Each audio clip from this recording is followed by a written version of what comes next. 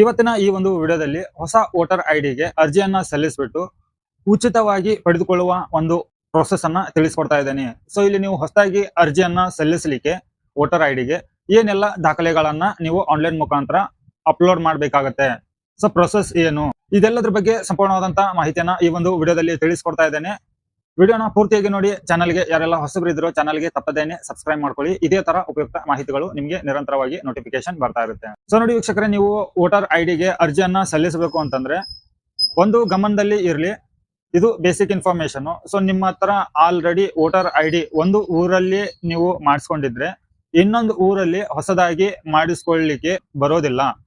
ಕಾರಣ ಏನಪ್ಪಾ ಅಂತಂದ್ರೆ ನಿಮ್ಮ ಒಂದು ವೋಟರ್ ಐಡಿ ಆಧಾರ್ ಕಾರ್ಡ್ ಮುಖಾಂತರ ಆಗಿದ್ರೆ ಈ ಸೈನ್ ಕಡ್ಡಾಯವಾಗಿರುತ್ತೆ. ಸೊ ನೀವು ಹೊಸದಾಗಿ ಮತ್ತೆ ಹೊಸ ವೋಟರ್ ಐಡಿಯನ್ನ ಅರ್ಜಿ ಸಲ್ಲಿಸ್ಲಿಕ್ಕೆ ಆಗೋದಿಲ್ಲ. ಸೊ ಇದನ್ನ ಗಮನದಲ್ಲಿ ಇಟ್ಕೊಂಡ್ಬಿಟ್ಟು ನೀವು ಹೊಸ ವೋಟರ್ ಐಡಿಯನ್ನ ಅರ್ಜಿ ಸಲ್ಲಿಸಬೇಕಾಗತ್ತೆ. ಸೊ ಹೊಸ ವೋಟರ್ ಐಡಿ ಅರ್ಜಿಯನ್ನ ಸಲ್ಲಿಸಲಿಕ್ಕೆ ಬೇಕಾಗಿರುವ ದಾಖಲೆಗಳು ಏನು ಅನ್ನೋದನ್ನ ತಿಳ್ಕೊಳ್ಳೋಣ.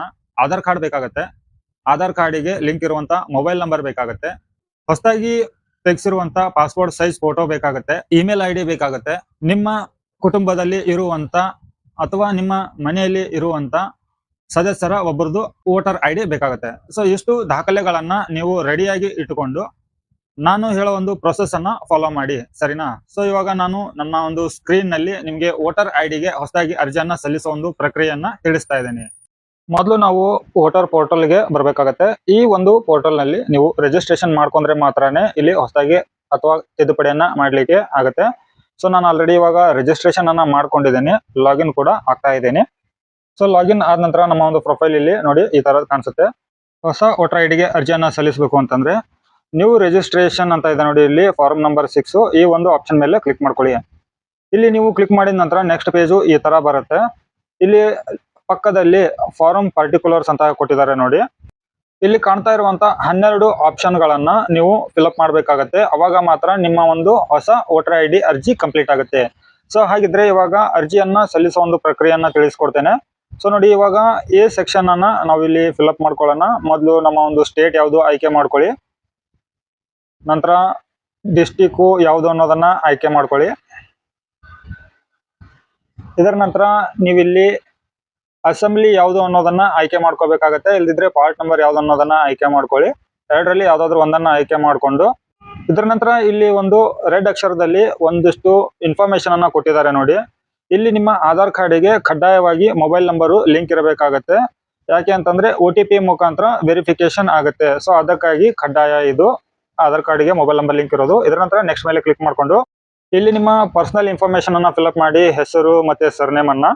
ಹೆಸರನ್ನ ಹಾಕಿದ ನಂತರ ಒಂದ್ ವೇಳೆ ಸರ್ನೇಮ್ ಇತ್ತಂದ್ರೆ ಸರ್ನೇಮ್ ಅನ್ನ ಎಂಟ್ರಿ ಮಾಡಿ. ಇದರ ನಂತರ ಪಾಸ್ಪೋರ್ಟ್ ಸೈಜ್ ಅನ್ನ ನೀವು ಇಲ್ಲಿ ಅಪ್ಲೋಡ್ ಮಾಡಬೇಕಾಗತ್ತೆ. ಫೋಟೋನ 4.5 ಇಂಟು 3.5 ಸೆಂಟಿಮೀಟರ್ ನಲ್ಲಿ 2 MB ಗಿಂತ ಕಡಿಮೆ ಇರಬೇಕು. JPG ಮತ್ತು JPG ಫಾರ್ಮೆಟ್. ಫೋಟೋನ ಅಪ್ಲೋಡ್ ಮಾಡುವಾಗ ನೀವು ಇಲ್ಲಿ ಫೋಟೋ ಸೆಲೆಕ್ಟ್ ಮಾಡ್ಕೊಂಡ್ಬಿಟ್ಟು ಕ್ರಾಪ್ ಮಾಡ್ಕೋಬಹುದು. ಸೊ ಇಲ್ಲಿ ನಿಮ್ಮ ಒಂದು ಫೋಟೋ ಅಪ್ಲೋಡ್ ಮಾಡುವಾಗ ಹ್ಯೂಮನ್ ಫೇಸ್ ಡಿಟೆಕ್ಟೆಡ್ ಸಕ್ಸಸ್ಫುಲಿ ಅಂತ ಹೇಳಿ ಕಂಪಲ್ಸರಿ ಬರಲೇಬೇಕು. ಇದರ ನಂತರ ಓಕೆ ಮೇಲೆ ಕ್ಲಿಕ್ ಮಾಡ್ಕೊಂಡು ನೆಕ್ಸ್ಟ್ ಮೇಲೆ ಕ್ಲಿಕ್ ಮಾಡ್ಕೊಳ್ಳಿ. ಇಲ್ಲಿ ಇವಾಗ ನಿಮ್ಮ ಸಂಬಂಧಿಕರ ಒಂದು ಇನ್ಫಾರ್ಮೇಶನ್ ಅನ್ನ ಕೊಡಬೇಕಾಗತ್ತೆ. ಇವಾಗ ನೀವು ಗಂಡನ ಮನೆಯಲ್ಲಿ ಇದ್ರೆ ಗಂಡನ ಒಂದು ಇನ್ಫಾರ್ಮೇಶನ್ ಅನ್ನ ಕೊಡಿ, ತಂದೆ ಮನೆಯಲ್ಲಿ ತಂದ್ರೆ ತಂದೆ ಇನ್ಫಾರ್ಮೇಶನ್ ಅನ್ನ ಕೊಡಬೇಕಾಗತ್ತೆ. ಈ ಒಂದು ಕ್ಯಾಂಡಿಡೇಟಿನ ಗಂಡನ ಒಂದು ಇನ್ಫಾರ್ಮೇಶನ್ ಅನ್ನ ನಾವಿಲ್ಲಿ ಫಿಲ್ಅಪ್ ಮಾಡ್ತಾ ಇದ್ದೇವೆ. ಸೊ ಅವರ ಹೆಸರನ್ನ ಇಂಗ್ಲಿಷ್ ನಲ್ಲಿ ಕನ್ನಡದಲ್ಲಿ ಎಂಟ್ರಿ ಮಾಡಿ. ಹೆಸರನ್ನ ಹಾಕಿದ ನಂತರ ನೆಕ್ಸ್ಟ್ ಮೇಲೆ ಕ್ಲಿಕ್ ಮಾಡ್ಕೊಳ್ಳಿ. ಇಲ್ಲಿ ನೋಡಿ ಕಾಂಟ್ಯಾಕ್ಟ್ ಡೀಟೇಲ್ಸ್ ಅನ್ನ ನಾವಿಲ್ಲಿ ಕೊಡಬೇಕಾಗತ್ತೆ. ಇವಾಗ ಮೊಬೈಲ್ ನಂಬರ್ ಅನ್ನ ನಾವಿಲ್ಲಿ ಹಾಕ್ಬೇಕಾಗತ್ತೆ. ನಿಮ್ಮದೇ ಮೊಬೈಲ್ ನಂಬರ್ ಇತ್ತಂದ್ರೆ ಸೆಲ್ಫ್ ಅಂತ ಹೇಳಿ ಕ್ಲಿಕ್ ಮಾಡ್ಕೊಂಡು ಆ ಮೊಬೈಲ್ ನಂಬರ್ ಅನ್ನ ಇಲ್ಲಿ ಎಂಟ್ರಿ ಮಾಡಿ. ಮೊಬೈಲ್ ನಂಬರ್ ಎಂಟ್ರಿ ಮಾಡಿದ ನಂತರ ಇವಾಗ ಇಮೇಲ್ ಐಡಿ ಅನ್ನ ಕೊಡಬೇಕಾಗತ್ತೆ. ಇಮೇಲ್ ಐಡಿ ನಿಮ್ಮ ರಿಲೇಟಿವ್ಸ್ ಇದ್ದಾಗಿದ್ರು ಆಗಿರ್ಬೋದು ಅಥವಾ ನಿಮ್ದೇ ಆದ್ರೂ ಆಗಿರ್ಬೋದು. ನಿಮ್ದಿದ್ರೆ ಸೆಲ್ಫ್ ಅಂತ ಕ್ಲಿಕ್ ಮಾಡ್ಕೊಳ್ಳಿ, ಇಲ್ದಿದ್ರೆ ರಿಲೇಟಿವ್ಸ್ ಅಂತ ಹೇಳಿ ಕ್ಲಿಕ್ ಮಾಡ್ಕೊಂಡು ಇಮೇಲ್ ಐಡಿ ಅನ್ನ ಹಾಕಿ. ಇದ್ರ ನಂತರ ನೆಕ್ಸ್ಟ್ ಮೇಲೆ ಕ್ಲಿಕ್ ಮಾಡ್ಕೊಳ್ಳಿ. ಇಲ್ಲಿ ಯಾರ ಒಂದು ಅಪ್ಲಿಕೇಶನ್ ಹಾಕ್ತಾ ಇದೇವೋ ಅವರ ಒಂದು ಆಧಾರ್ ಕಾರ್ಡ್ ನಂಬರ್ ಅನ್ನ ಇಲ್ಲಿ ಹಾಕ್ಬೇಕಾಗತ್ತೆ. ಆಧಾರ್ ನಂಬರ್ ಎಂಟ್ರಿ ಮಾಡಿದ ನಂತರ ನೆಕ್ಸ್ಟ್ ಮೇಲೆ ಕ್ಲಿಕ್ ಮಾಡ್ಕೊಳ್ಳಿ. ಇಲ್ಲಿ ಅವರ ಒಂದು ಜೆಂಡರ್ ಅನ್ನ ಸೆಲೆಕ್ಟ್ ಮಾಡ್ಕೊಂಡು ನೆಕ್ಸ್ಟ್ ಮೇಲೆ ಕ್ಲಿಕ್ ಮಾಡ್ಕೊಳ್ಳಿ. ಇಲ್ಲಿ ನೋಡಿ ಇವಾಗ ಅವರ ಒಂದು ಡೇಟ್ ಆಫ್ ಬರ್ತ್ ಇನ್ಫಾರ್ಮೇಶನ್ ಅನ್ನ ನಾವು ಇಲ್ಲಿ ಫಿಲ್ಅಪ್ ಮಾಡ್ಬೇಕಾಗತ್ತೆ. ಈ ಒಂದು ಕ್ಯಾಲೆಂಡರ್ ನಿಂದ ಅವರು ಯಾವ ಒಂದು ವರ್ಷದಲ್ಲಿ, ಯಾವ ತಿಂಗಳಲ್ಲಿ, ಯಾವ ದಿನದಂದು ಜನಿಸಿದ್ದಾರೆ ಅಂತ ಅನ್ನೋದನ್ನ ಇಲ್ಲಿ ಸರಿಯಾಗಿ ಆಯ್ಕೆ ಮಾಡ್ಕೊಳ್ಳಿ.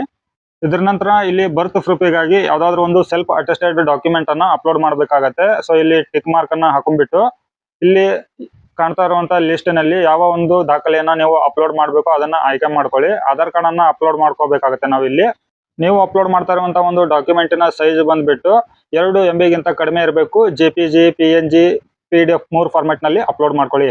ಸೊ ಡಾಕ್ಯುಮೆಂಟ್ ಅಪ್ಲೋಡ್ ಆದ ನಂತರ ಇಲ್ಲಿ ನೋಡಿ ತೋರಿಸ್ತಾ ಇದೆ, ಇಲ್ಲಿ ನೆಕ್ಸ್ಟ್ ಮೇಲೆ ಕ್ಲಿಕ್ ಮಾಡ್ಕೊಳ್ಳಿ. ಇವಾಗ ನಿಮ್ಮ ಒಂದು ಪ್ರೆಸೆಂಟ್ ಅಡ್ರೆಸ್ ಡೀಟೇಲ್ಸ್ ಅನ್ನ ನೀವು ಇಲ್ಲಿ ಫಿಲ್ಅಪ್ ಮಾಡಬೇಕಾಗತ್ತೆ. ಆಧಾರ್ ಕಾರ್ಡ್ ದಲ್ಲಿ ಇರುವಂತ ಒಂದು ಇನ್ಫಾರ್ಮೇಶನ್ ಅನ್ನ ಇಲ್ಲಿ ಫಿಲ್ಅಪ್ ಮಾಡ್ಕೊಳ್ಳಿ. ಆಧಾರ್ ಕಾರ್ಡ್ ದಲ್ಲಿ ಇರುವಂತ ಒಂದು ಇನ್ಫಾರ್ಮೇಶನ್ ಅನ್ನ ಎಲ್ಲವನ್ನ ಸರಿಯಾಗಿ ಫಿಲ್ಅಪ್ ಮಾಡ್ಕೊಂಡ ನಂತರ ನಿಮ್ಮ ಒಂದು ಆಧಾರ್ ಕಾರ್ಡ್ ಕಾಪಿಯನ್ನ ನೀವು ಇಲ್ಲಿ ಅಪ್ಲೋಡ್ ಮಾಡಬೇಕಾಗತ್ತೆ. ಸ್ಕ್ಯಾನ್ ಕಾಪಿಯನ್ನ ಇಲ್ಲಿ ನೋಡಿ ತೋರಿಸ್ತಾ ಇದೆ, ಸೆಲ್ಫ್ ಅಟೆಸ್ಟೆಡ್ ಆಗಿರುವಂತದ್ದು. ಸೊ ಇಲ್ಲಿ ಟಿಕ್ ಮಾರ್ಕ್ ಹಾಕೊಂಡ ನಂತರ ಇಲ್ಲಿ ಲಿಸ್ಟ್ ಅಲ್ಲಿ ಇರುವಂತ ಡಾಕ್ಯುಮೆಂಟ್ ಅನ್ನ ಆಯ್ಕೆ ಮಾಡಿಕೊಂಡು ಡಾಕ್ಯುಮೆಂಟ್ ಮ್ಯಾಕ್ಸಿಮಮ್ 2 MB ಅಷ್ಟು ಇರಬೇಕಾಗತ್ತೆ. ಆ ಒಂದು ಪ್ರೂಫ್ ಅನ್ನ ನೀವು ಇಲ್ಲಿ ಅಪ್ಲೋಡ್ ಮಾಡ್ಕೊಳ್ಳಿ. ಅಪ್ಲೋಡ್ ಆದ ನಂತರ ಇಲ್ಲಿ ತೋರಿಸ್ತಾ ಇದೆ, ನಂತರ ನೆಕ್ಸ್ಟ್ ಮೇಲೆ ಕ್ಲಿಕ್ ಮಾಡ್ಕೊಳ್ಳಿ. ಸೊ ಇಲ್ಲಿ ನೋಡಿ, ಇಲ್ಲಿ ಒಂದು ಸ್ಪೆಷಲ್ ಕ್ಯಾಟಗರಿ ಇದೆ. ಸೊ ಹ್ಯಾಂಡಿಕ್ಯಾಪ್ಟ್ ಏನಾದರೂ ಇದ್ರೆ ನೀವು ಎಸ್ ಅಂತ ಹೇಳಿ ಕ್ಲಿಕ್ ಮಾಡಿಕೊಂಡು ಆ ಒಂದು ಸರ್ಟಿಫಿಕೇಟ್ ಅನ್ನ ನೀವು ಇಲ್ಲಿ ಅಪ್ಲೋಡ್ ಮಾಡಬೇಕಾಗತ್ತೆ. ಈ ಒಂದು ಕೇಸ್ ನಲ್ಲಿ ಇಲ್ಲ ಅದು. ಸೊ ಅದಕ್ಕಾಗಿ ನೆಕ್ಸ್ಟ್ ಮೇಲೆ ಕ್ಲಿಕ್ ಮಾಡ್ಕೊಂಡ್ಬಿಟ್ಟು ಇಲ್ಲಿ ಈ ಒಂದು ಸೆಕ್ಷನ್ ದಲ್ಲಿ ಕುಟುಂಬದಲ್ಲಿ ಇರುವಂತ ಸದಸ್ಯರ ಒಂದು ಇನ್ಫಾರ್ಮೇಶನ್ ಅನ್ನ ನೀವು ಇಲ್ಲಿ ಕೊಡಬೇಕಾಗತ್ತೆ. ಅವರು ವೋಟರ್ ID ಯನ್ನ ಹೊಂದಿರಬೇಕು. ಸೊ ಅಂತವರ ಒಂದು ಇನ್ಫಾರ್ಮೇಶನ್ ಅನ್ನ ನೀವು ಇಲ್ಲಿ ಫಿಲ್ಅಪ್ ಮಾಡಬೇಕಾಗತ್ತೆ. ಅವರ ಹೆಸರು, ಅವರು ನಿಮ್ಗೆ ಏನ್ ಸಂಬಂಧ ಇದೆ, ನಂತರ ಅವರ ಒಂದು ವೋಟರ್ ID ನಂಬರ್ ಅನ್ನ ಈ ಬಾಕ್ಸ್ ನಲ್ಲಿ ಹಾಕ್ಬೇಕಾಗತ್ತೆ. ಸೊ ಈ 3 ಇನ್ಫಾರ್ಮೇಶನ್ ಗಳನ್ನ ನೀವು ಸರಿಯಾಗಿ ಫಿಲ್ಅಪ್ ಮಾಡಿದ ನಂತರ ನೆಕ್ಸ್ಟ್ ಮೇಲೆ ಕ್ಲಿಕ್ ಮಾಡ್ಕೊಳ್ಳೋಣ. ಸೊ ಇವಾಗ ನೋಡಿ, ಇಲ್ಲಿ ನೆಕ್ಸ್ಟ್ ಸ್ಟೆಪ್ ನಲ್ಲಿ ನೀವು ಯಾವ ಒಂದು ಟೌನ್ ಅಲ್ಲಿ, ಯಾವ ಒಂದು ವಿಲೇಜ್ ಅಲ್ಲಿ ಇರ್ತೀರಾ ಆ ಒಂದು ಊರಿನ ಹೆಸರನ್ನ ಹಾಕಿಬಿಟ್ಟು ನಂತರ ಸ್ಟೇಟ್ ಅನ್ನ ಸೆಲೆಕ್ಟ್ ಮಾಡ್ಕೊಳ್ಳಿ, ಡಿಸ್ಟಿಕ್ ಅನ್ನ ಸೆಲೆಕ್ಟ್ ಮಾಡ್ಕೊಳ್ಳಿ.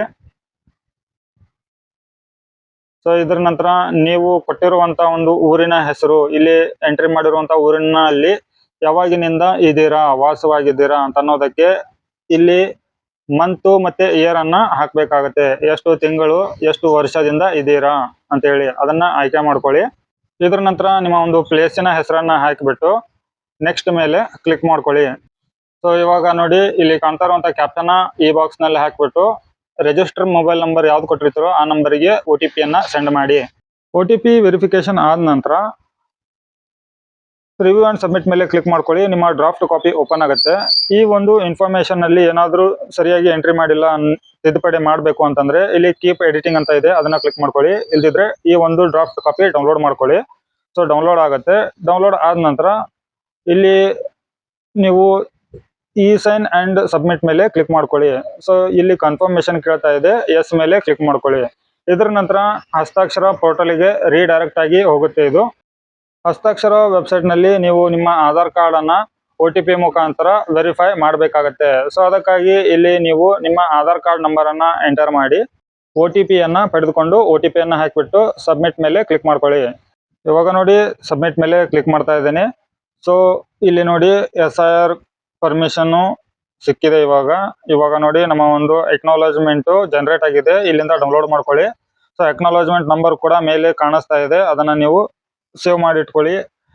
ಇನ್ ಫ್ಯೂಚರ್ ಅಲ್ಲಿ ನಿಮ್ಮ ಒಂದು ಅಪ್ಲಿಕೇಶನ್ ಅನ್ನ ನೀವು ಟ್ರ್ಯಾಕ್ ಮಾಡ್ಲಿಕ್ಕೆ ಉಪಯೋಗ ಆಗುತ್ತೆ. ಸೊ ಇಷ್ಟು ಈ ಒಂದು ಪ್ರೊಸೆಸ್ ಇರುತ್ತೆ. ಈ ವಿಡಿಯೋ ತಮಗೆ ಉಪಯೋಗ ಆಗಿದ್ರೆ ವಿಡಿಯೋಗೆ ಒಂದು ಲೈಕ್ ಕೊಟ್ಟು ಚಾನಲ್ಗೆ ಸಬ್ಸ್ಕ್ರೈಬ್ ಮಾಡಿ. ಮತ್ತೆ ಹೊಸ ಮಾಹಿತಿಯೊಂದಿಗೆ ಸಿಗ್ತೇನೆ. ಅಲ್ಲಿವರೆಗೂ ಜೈ ಹಿಂದ್.